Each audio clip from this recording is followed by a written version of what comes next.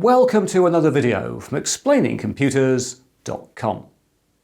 1 year from now, on the 14th of January 2020, extended support for Windows 7 will come to an end. Now, after this date, Windows 7 will continue to work, but most users will be unable to receive security updates. In September 2018, Microsoft did announce that certain business users of Windows 7 will be able to pay for 3 more years of security updates. However, these will not be available for the home versions of Windows 7, and individuals will be unable to obtain updates for any version.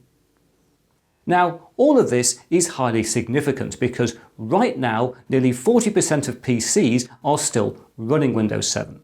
And therefore, in this video, I'm going to explain in detail the current state of play, making reference to all relevant Microsoft documents, and I'll give you links to those in the video description. And I'm also here going to reflect on why so many people are still running Windows 7 and the choices that Windows 7 users will have to make. Let's start with the facts as they stand in early January 2019. As confirmed on the Windows Lifecycle fact sheet, extended support for Windows 7 ends on January 14th, 2020. And this means that Microsoft will cease to provide free security patches to any Windows 7 PC. On September 6, 2018, Microsoft announced via this blog post that it will offer extended security updates or ESUs for Windows 7 until January 2023. However, as the post goes on to note, paid ESUs will only be available to Windows 7 Professional and Windows 7 Enterprise customers in volume licensing. This means that ESUs will not be available for anybody running Windows 7 Basic, Windows 7 Home or Windows 7 Home Premium. And whether or not you'll be able to purchase ESUs for other versions will depend on how your copy of Windows 7 is licensed. As this table shows, Windows can be licensed in 3 ways. Anybody who's bought a PC with Windows 7 installed will have an OEM or Original Equipment Manufacturer license. Most people who built their own Windows 7 PC will either have installed from an OEM Windows 7 DVD or from FPP or full package product media. The only difference between OEM and FPP is that an OEM Windows license can only be used on the PC on which it was first installed, while an FPP license can be migrated to a new computer. Volume licensing copies of Windows are available to organisations via many different routes. These include enterprise licenses sold to organisations with 500 or more users or devices, and the Open Value Programme, which provides licenses for small to mid-sized organisations with 5 or more desktop PCs. As Microsoft's September 2018 blog post makes clear, only the purchasers of Enterprise, Open Value and other volume licenses will be able to buy Windows 7 extended security updates. And so, despite what has been misreported in parts of the computing press, for OEM and FPP users there will be no security updates for Windows 7, paid or otherwise, after January 14th, 2020. Now, I'm sure some of you are asking, is it possible to upgrade an existing version of Windows 7 on either an OEM or FPP license to a volume license so you could subscribe to the extended security updates? And the simple answer to this question is no, because copies of Windows 7 in any form are no longer available. However, Microsoft does allow people to exercise what it calls downgrade rights with certain versions of Windows, as explained in this licensing brief. So potentially, and this is a potentially, I've not managed to confirm this with Microsoft, but potentially you could buy into the Open Value licensing program by getting, say, 5 copies of Windows 10, and then you could invoke downgrade rights to take them back to Windows 7 in volume licensing and then buy the extended security updates. Now, that might not work because you'd have to convince Microsoft to let you do it, and they might say that Windows 7 is no longer in support under the new extended security updates, therefore you can't have downgrade rights anyway. It's a possibility I think some people might investigate, but for most people it won't be a realistic option. It would certainly be an expensive option, so for most of us we have to accept that beyond January 14th, 2020, there will be no more security updates for Windows 7.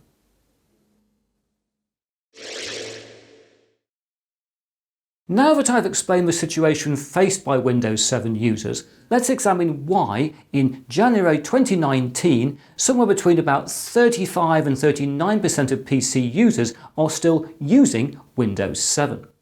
And before I get to the specifics, I just want to say that I personally still use Windows 7 on the PC I use to make these videos, but I do also run Windows 10 on my laptop and on various machines I show on this channel. So I'm both a Windows 7 and a Windows 10 user, although I do prefer Windows 7. Now, the first reason that many people give for wishing to stay with Windows 7 and not moving to Windows 10 is that they will tell you that Windows 10 spies on us. Now, we could debate whether this is right or wrong for a very great period of time, but what is undoubtedly true is that by default, Windows 10 collects and reports a great deal of user data, and that it's impossible to turn off sending at least some diagnostic data to Microsoft if you're using Windows 10. Secondly, in comparison to Windows 7, Windows 10 offers its users significantly less control of updates. And indeed, it's not unknown for Windows 10 to install applications without the user's permission. Thirdly, Windows 10 has a less customizable user interface, because in Windows 7 you can set the size and style and color of every font and every other interface element, but you can't do this in Windows 10. And nor in Windows 10 can you rearrange programs in the Start menu as you see fit. Fourthly, Windows 10 cannot run, or at least run successfully, some Windows 7 or earlier applications, and this is certainly problematic for certain specialist users. Finally, Microsoft has always described Windows 10 as Windows as a service, implying that eventually all users will have to pay for Windows on a subscription basis.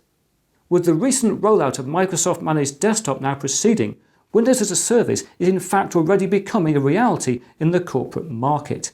And I think this provides yet another reason for many people not to upgrade to Windows 10, as they don't want to risk having to rent their operating system in the future. Now, I'm sure some of you are already making comments in the comments to say things like Windows 7 users should all just grow up and embrace change and move to Windows 10. But I think there are some very valid reasons for people still not doing that. And Microsoft, of course, has clearly been trying to push us in that direction massively in the past particularly year or so. It tried its free upgrade, it then started to withdraw support for Windows 7 on newer processors, rather a dubious practice I think, but that's what it's been doing. And I think it is very likely that by January 2020 still lots of people will still be running Windows 7. And therefore I think we should now move on to the choices that Windows 7 users will have to face. As I've already noted, in January 2020, Windows 7 users in volume licensing will be able to subscribe to 3 more years of extended security updates. However, these will not be an option for most users, who will therefore face one of 3 choices. Firstly, people could decide to continue to run Windows 7 without security updates. And if other reasonable measures are observed, such as not visiting unsafe websites and running decent anti-malware software, this is potentially a viable option for at least some home users. However, anybody using Windows 7 for business purposes would be unwise to continue to use it without security updates, as this would expose them to significant legal risks.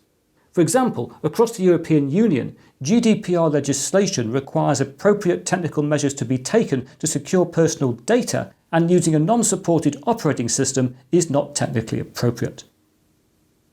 A second option would be to disconnect any PC still running Windows 7 from the internet and to run it as an isolated offline machine. This may also be a reasonable solution where Windows 7 is used solely for a specialist application such as computer graphics, video editing or audio production. Indeed, running creative workstations as isolated offline hardware also used to be quite common. This said, it's also becoming more difficult due to the ongoing online activation required for applications such as those in Adobe's Creative Cloud suite. Finally, the third, and in the long run the only alternative, will be to migrate from Windows 7 to another operating system. This could be Windows 10, Linux, or one of the other alternatives I've investigated on this channel. Some people may choose to upgrade to Windows 8.1, which has extended support to January 10, 2023. Sadly, with many games and professional applications still only available for Windows, there really is no perfect option to choose from.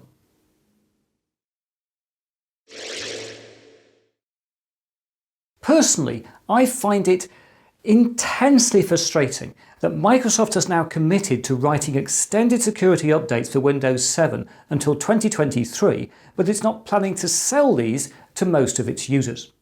That to me is just, it's a crazy situation. I mean, we can guess with reasonable certainty that by January 2020 there are going to be hundreds of millions of PCs still running Windows 7. And if you said to most of those people, would you give us, say, $10 to have another year of security updates, they'd go, yes. So that's several $billion of revenue just sitting there, available for Microsoft to supply updates that it's already committed to writing for the next 3 years. Now, okay, they'd have to have a delivery mechanism, they'd have to do things slightly differently to the enterprise market, it's not absolutely there, but most companies, if you said, could you do a few technical tweaks to make things work for, say, a couple of $1 billion a year, would go, yes, we'll do that, but not Microsoft. It really is bizarre, the situation we face with the end of Windows 7.